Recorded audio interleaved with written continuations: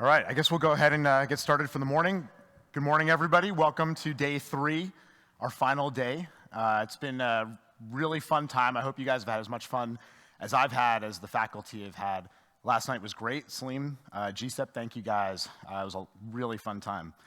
All right, so we can bring the slides up. Fantastic. All right, so what we're going to talk about this morning are the most powerful words in medicine. Now, I'll just start by getting a couple things out of the way first. I have no significant financial disclosures. Nobody pays me to say anything that I say. I am a paid consultant for MRAP, but I won't be mentioning that again after this. All right, so I'm going to try and wake you guys up with a little bit of a story. Now, we all love telling stories. This is one that I've told a couple of times giving this talk, and it starts in 2008. 2008, I was a third-year resident. If you guys were practicing in 2008, you probably heard of me.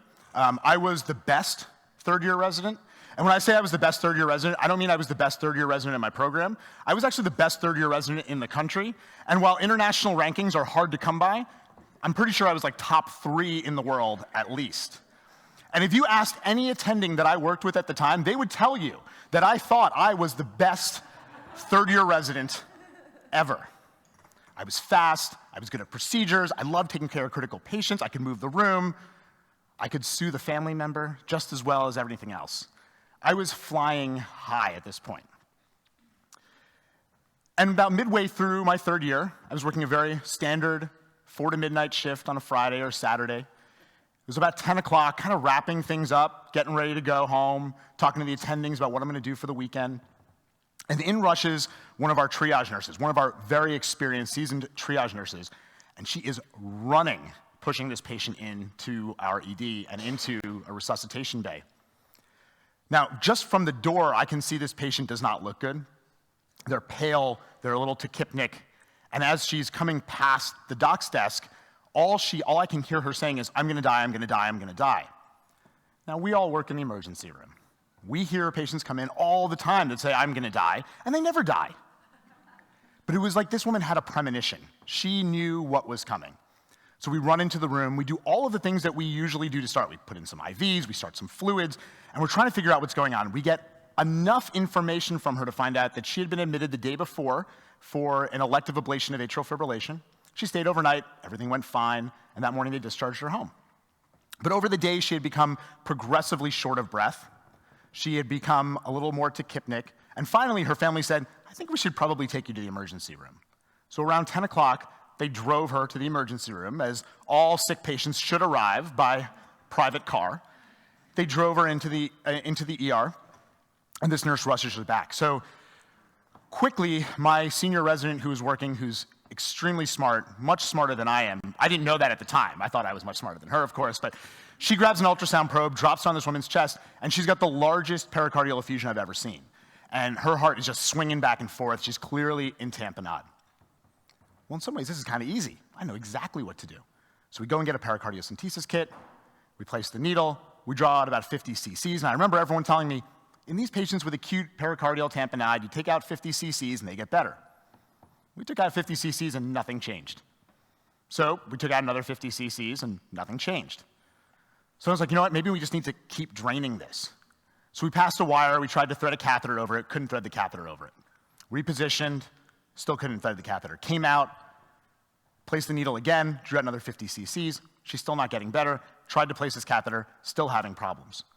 At the same time, somebody is overcalling every consultant in the hospital who could possibly help us. Cardiology, CT surgery, trying to get some other hands on deck, because this woman is probably going to need to go to the operating room, or she's going to need to go to the cath lab for a more definitive procedure. And as we're doing this, over and over again, trying to drain this fluid, I start noticing that the room, with the exception of the monitor binging, is getting quieter and quieter, in that the woman is no longer saying, "I'm going to die, I'm going to die, I'm going to die," because she died. So she has a cardiac arrest. We start doing compressions. And I'm looking at the other eyes, I'm like, but we know exactly what's wrong. We don't have to go through H's and T's. We know which T this is. She has tamponade. She needs pericardiocentesis, but that's already failed. So we decided to open her chest. Now, I do work at this time at a trauma center. I was not at our trauma center. I was at our, I don't know, Jenny, how would you describe it? Our community, tertiary, I was at our non-trauma center. the fancy one. And I call for a thoracotomy tray. And my seasoned nurse goes, and I don't know where she found this thoracotomy tray, but she literally brings it over to us and goes, and blows the dust off the top of this thing. So we open her chest, we locate the pericardium, we open the pericardium, we deliver the heart and remove a ton of clot and fresh blood, and we find a $half size hole in her right ventricle. So we throw a Foley catheter in it, we're trying to oversew it. Short of the long, we can't do it, and she dies. And I am destroyed. I'm destroyed at this point. This is a 2.5-hour resuscitation we've been running. I am drenched in sweat. I am trying to compose myself, just trying to get some grip on what has just happened. And I'm thinking to myself, I've seen patients die. I've had patients come in with cardiac arrest. I've been in the ICU when patients just got sicker and sicker and sicker and died. But this is the first time that I had that talk and die patient. The patient who came in speaking, and then within a short period of time, they were dead. And I'm trying to drag myself out of that room when the nurse comes in and says, hey, I know that everyone's exhausted, but the family is in the family room and someone needs to go talk to them. So, okay. So I try to compose myself, try to wipe some of the sweat away. I walk into the room expecting like 2 or 3 family members, and I'm needed by 13 people. And I sit down, and I break the news exactly the way that I'm taught to break the news, very quickly go through what happened and say, lead with, I'm very sorry, but your mother, your aunt, your sister died. And I quickly go through what had happened, and as I finish speaking, 12 out of the 13 people all look at the 13th person, and that 13th person looks at me and says, I'm a doctor, can we just go through things again? And not in an adversarial way, not in an accusatory way, like how could you let my mom die, but just wanted to understand what had happened. So we go back step by step. I would say, this is what happened, this is what we did, and he would ask a question, I would answer the question. And this went on for about 35, 40 minutes of him asking questions, me answering it, and never in an adversarial way, he just wanted to try to understand. And I had to answer for all of his questions. And then finally, there was a pause, and he looked at me and said, well, it sounds like you guys knew what was wrong, and you knew what to do. Why did she die? And again, it wasn't him trying to say, I can't believe you let her die, you idiots. It was him trying to understand what had happened, just like we were trying to understand what had happened. And I looked at him, and I just said, I don't know. And there was a moment of silence. He stood up, he walked over to me, he shook my hand, and then the family left to go be with their loved one. And this case really, really weighed heavily on me. It took me a while to get home, and I couldn't sleep. I couldn't do anything the next day. All I could do was think about this case, and I still think about this case almost every day. And I'll be honest with you, unlike Salim, I am not nearly as caring and sensitive. I'm kind of have like a small piece of coal where my heart should be. The thing that really affected me wasn't that the patient died. I'll be honest with you. The thing that really affected me was me saying, I don't know. Was that I didn't have an answer. My confidence was destroyed. And so that's what I want to talk to you guys about today. The most powerful words in medicine. And the most powerful words in medicine are, I don't know. They're 3 simple words, and yet I feel that we rarely say them. We rarely say them, whether at work or at home. We rarely say, I don't know. I have 3 kids. They ask questions all the time. I never say I don't know. I go and find the answer, or I know the answer, or let's be honest, I usually make up the answer. But in medicine, we do the same thing. Think about when you were a trainee, when you were a medical student on rounds, and someone asks you, what do you think the differential diagnosis is for this patient? The first thing I was taught by my internal medicine resident was, when you don't know what the answer is, just say syphilis or tuberculosis or lupus. Because saying I don't know would be so damaging. We don't say this because we want to project confidence. None of us want to be the guy in the recess room where they're like, what do you think we should do? I don't know. None of us want to be that guy. Our egos get in the way of us saying those words. whether it be to a trainee, a colleague, a patient, a nurse. Our ego stops us from being able to say it. And we all suffer from the imposter syndrome. This is the idea that we don't belong where we are. I'll tell you that right now, I don't feel like I belong where I am. What right do I have to tell you any of these things? What makes me an expert about any of this? We suffer from the imposter syndrome. And saying I don't know would simply remove all doubt that we are in fact imposters. And so we don't say it. But being able to say this is honest. It's about integrity. Because sometimes we simply don't know, and we need to be able to say those words. Now, everyone in this room probably took math at some point, physics. Some of us took physics twice. And at some point, I'm pretty sure that I could have solved this problem, but I would have no goddamn clue how to solve it now. It's a pretty simple physics equation, but there's no way I could solve that. Sometimes the knowledge existed for us at some point, but it has left our brains. It's not something that we use anymore. Sometimes, though, it simply is that we never knew. And when I say we, I'm talking about the royal we as society. We as a society don't have all the answers. Why do I have back pain? I don't know. But how many times have we said that to a patient? Oh, well, you know, the muscles are really big here, and when you get a strain and a tear, they get edema. Bullshit. We don't know why people have musculoskeletal back pain. We don't even know if it's musculoskeletal. We make it up. We as a society haven't figured out these answers, and yet we try to fill that void with something instead of simply saying, I don't know.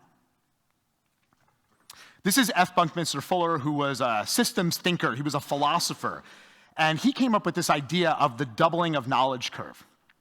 His idea was that between 1000 AD and 1500, probably every 100 to 150 years, the total volume of knowledge in the world doubled every 150 years or so. But then about 1900 came along, and the doubling rate started to drop. It dropped to 50 years, it dropped to 20 years, 10 years. Today, it's probably about 12 hours. Every 12 hours, the complete volume of information that we know as a society doubles. Now, that doesn't mean that all of the world's medical knowledge is doubling, but we do know that every day there are 3,000 journal articles produced. With the exception of Salim, how many of us are reading 3,000 journal articles a day? Now, granted, maybe only 1% of those apply to what we do. That's still a lot of reading. That's a lot. We can't possibly know everything that's out there, and we have to come to grips with that. We have to understand that we don't have all the answers, and even if the answer does exist, we may simply not know it yet. I don't know is powerful because it allows us to have a little bit of openness, to have a little bit of vulnerability. At the heart of it, I don't know is about discovery. It's about intellectual curiosity. Now, I am no George W. Bush fan, but this is Donald Rumsfeld, and some of you guys will remember this press conference Rumsfeld gave. There are known knowns. There are things we know we know. We also know there are known unknowns. That is to say, we know there are some things we do not know. But there are also unknown unknowns. The ones we don't know, we don't know. If you guys remember this, he was widely ridiculed in the press for this. But think about how profound this statement is. And if coming from anyone else, maybe we would have really taken it a little bit more seriously. There are unknown unknowns. There are things we don't know that we don't know. And that's really the heart of what this issue is. Now, if you don't like Donald Rumsfeld, this is Richard Feynman, probably one of the smartest people alive. Doubt is not to be feared, but welcomed and discussed. It's okay to say, I don't know. Well, it's good enough for Feynman, it should be good enough for the rest of us. But here's the danger with I don't know. I don't know can lead us down two paths. There is a path of entropy, the easy path, going from I don't know to I can't know to I won't know. We can easily go down that pathway. We can easily just give up. But there's another path. There's another direction that we can take I don't know, towards intellectual curiosity, towards development. And at the heart of science is intellectual curiosity. All great scientific breakthroughs came from intellectual curiosity. And what are we in medicine? We are scientists. At the heart, we are scientists, so we have to embrace this intellectual curiosity. So what I want to share with you guys for the rest of the time are three ideas, three concepts in cognitive psychology that can allow us to embrace these words and use them for ourselves to develop ourselves, to build ourselves into better providers of care. The first of these is, I don't know, is about becoming an expert. Now, I have a couple of other stories here. This is one of my favorite stories. This is a story about a bank robber named MacArthur Wheeler. And I put the words bank robber in quotation marks because Wheeler wasn't a very good bank robber. But one day, Wheeler decided that his life would be inordinately better if he robbed a couple of banks. So in broad daylight, no mask, he went to a bank and robbed it and then did the same thing at another bank. He then got into his getaway car, which was his car, and he went to his hideout, which was his house, and he waited. Now, the cops, being the cops, went to the bank. They pulled the video footage. They saw a mugshot of Wheeler. They were able to match him up, figure out who he was. And I figured, well, let's stop by his house. Maybe somebody will give us an idea of where he is, only to find Wheeler himself sitting there watching TV. So they arrested him. They brought him down to jail, and they questioned him. But no matter what they said, Wheeler would not admit to doing it. It's like, no, I didn't do it. Finally, they look at him and say, Wheeler, we have you on video. He goes, no, you don't. It's like he's trying to pull a Jedi mind trick. I'm not the Wheeler you're looking for. So they pop the videotape in, they play it for him, and up on the screen pops Wheeler's face. And he turns to the detective, jaw drops open. He goes, but I put the lemon juice on. What? So I put lemon juice on my face. Everybody knows if you have lemon juice on your face, a video camera can't capture your image. Somewhere along the line, someone had told Wheeler that if he simply puts lemon juice on his face, he can't be identified by a camera. And he believed it. He believed it so wholeheartedly that he robbed 2 banks in broad daylight without a mask. So why do I tell you this story? This story is actually the opener for this article, Unskilled and Unaware of It, How Difficulties in Recognizing One's Own Incompetence Leads to Inflated Self-Assessments. This is by Dunning-Kruger and David Dunning. If you can read the small print, you'll see that this was published at Cornell University, where these 2 guys went. And I only mention that because I think it's pretty well known, Cornell University is the finest institution in the land. If you walk around Cambridge, you'll hear people say, Harvard is just the Cornell of Massachusetts. It's a true story. And this has nothing to do with the fact that I graduated from Cornell. It doesn't have to do with the fact that my wife graduated from Cornell. And in fact, we graduated the year this article was produced.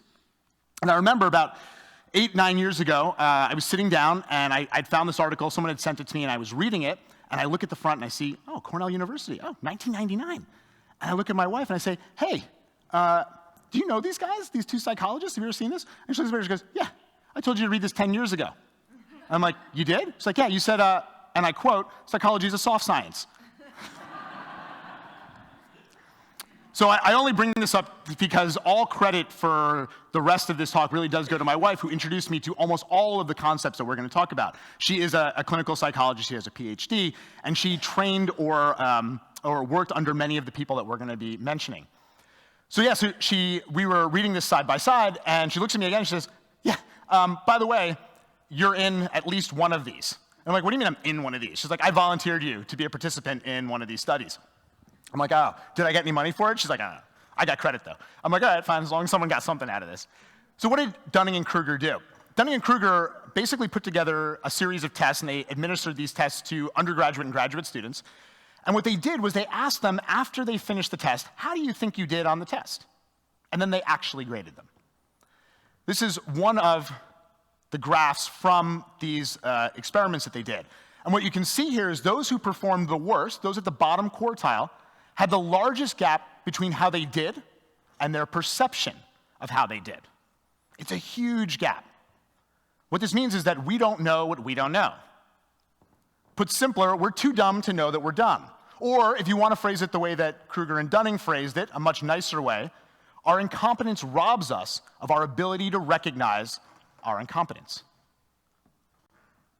Our incompetence robs us of the ability to recognize our incompetence. Again, it's a very profound statement. So they had a series of these showing the same thing over and over again.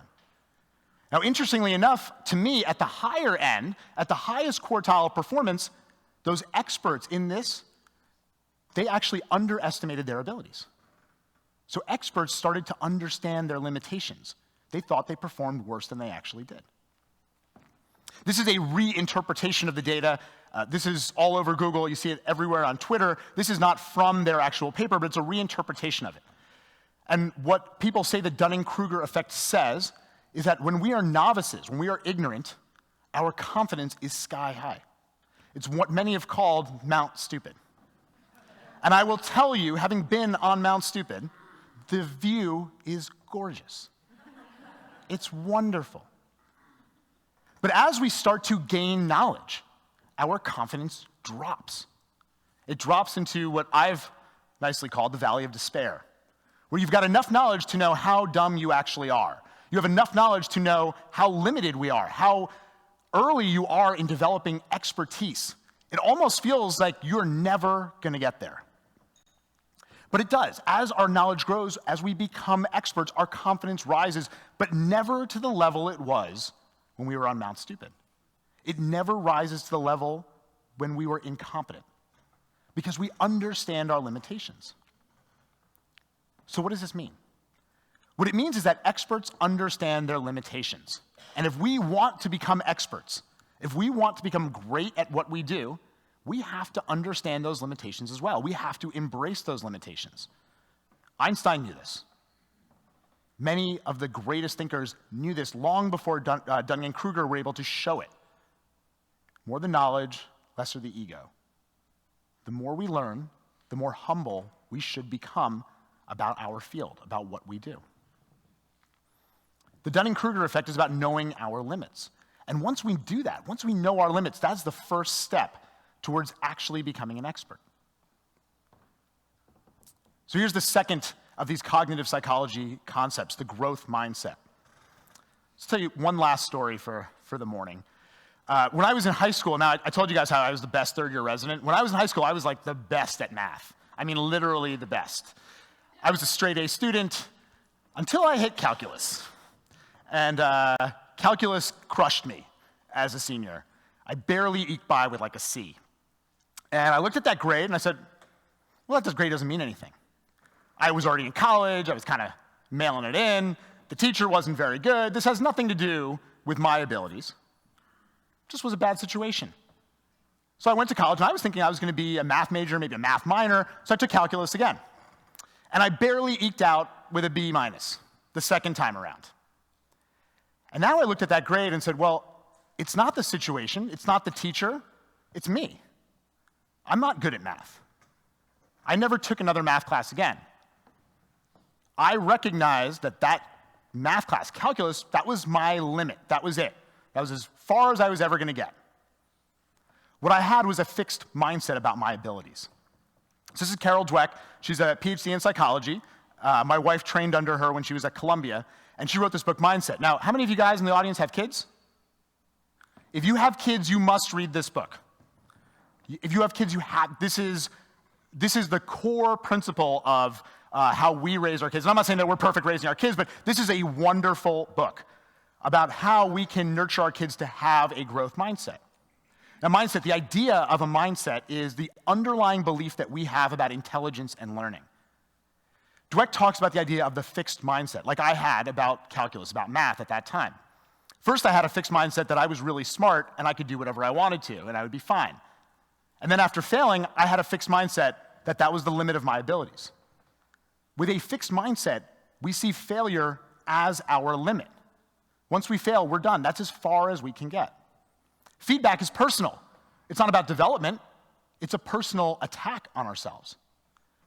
Those with the fixed mindset don't move outside of their comfort zone. They don't push themselves beyond what they perceive to be their limits. Now, on the other side of that is the growth mindset. The growth mindset is exactly the opposite. Failure is simply an opportunity for growth, for development. Feedback is integral to that process. Those with the growth mindset will fail, but they will move past that failure. They will challenge and push themselves further.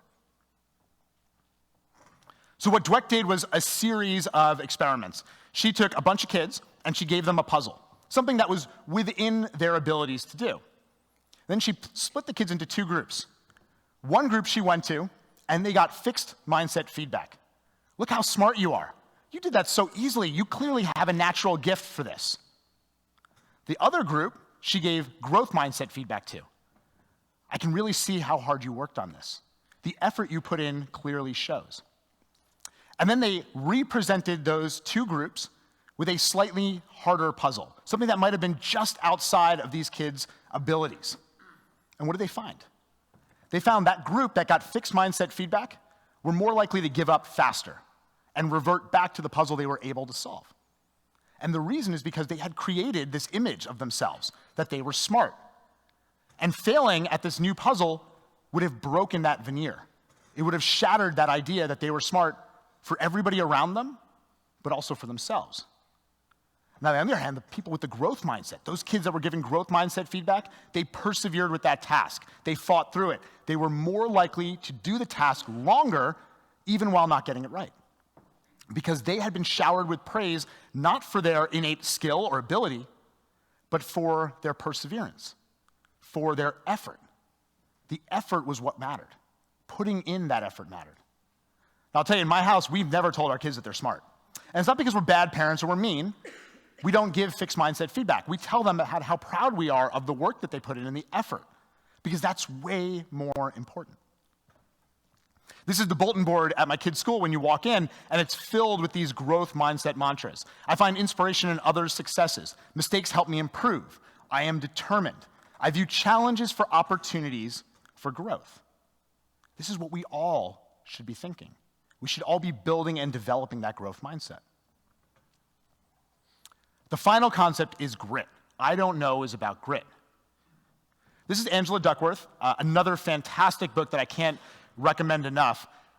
Another PhD in psychology. She actually trained under Dweck, and these ideas of growth mindset and grit really pair together very nicely. They are building on one another. Grit or resilience is our ability to adapt to change, our ability to face adversity. We all have different aptitude, but what Duckworth found is that our aptitude, our innate skills, does not dictate achievement. It does not predict achievement. And in fact, grit is the hallmark of high achievers. This is what she found in her research. Duckworth put up two very simple equations that I think are really important. She said that talent, your innate abilities, times effort equals skill. And skill times effort equals achievement. And what you notice here is that effort counts twice. Effort counts twice. It's not about our innate abilities, it's the effort that we put in. It's our ability to be resilient, to be gritty, that makes us achieve. Bruce Lee is my favorite philosopher of the 20th century. Bruce Lee said, "I fear not the man who has practiced 10,000 kicks once, but I fear the man who has practiced one kick 10,000 times." We have to put in the effort. We have to say to ourselves that we will not be outworked. We have to understand that that is how we become great. This is how we become experts. So bringing these two things together, with the growth mindset, we embrace our failures, because the failure simply gives us an opportunity to improve. But we have to have grit with that. The combination of passion and perseverance. That's how we move past this. That's how we develop these skills. And so it brings us back to this path. The easy path with I don't know is that I can't know, I won't know. But we can take this in the other direction. We can build on that I don't know and move it in another space. And the way we do this is through reflection. We start first by trying to understand what we know and what we don't know, avoiding that Dunning-Kruger effect, refusing to be too incompetent to recognize our incompetence, because that's the first step towards becoming an expert. From there, we develop and nurture a growth mindset, understanding that our intelligence, our ability to learn is not fixed. It's not static, it's dynamic. We can develop. And then adding to that, taking our passion and perseverance, being gritty, being resilient, refusing to allow those failures to limit us, to stop us from moving on. And if we combine those things, then we can change these words. We can change the I don't know to I will know. And that's what our patients deserve. That's what we deserve ourselves. That's what our families deserve. Because by doing this, by embracing that growth mindset, by nurturing our abilities, by being gritty and resilient, we become the best versions of ourselves. We become the best provider. We become the best husband or wife or father or mother. This is how we make ourselves great. This is how we truly become experts. Thank you guys very much.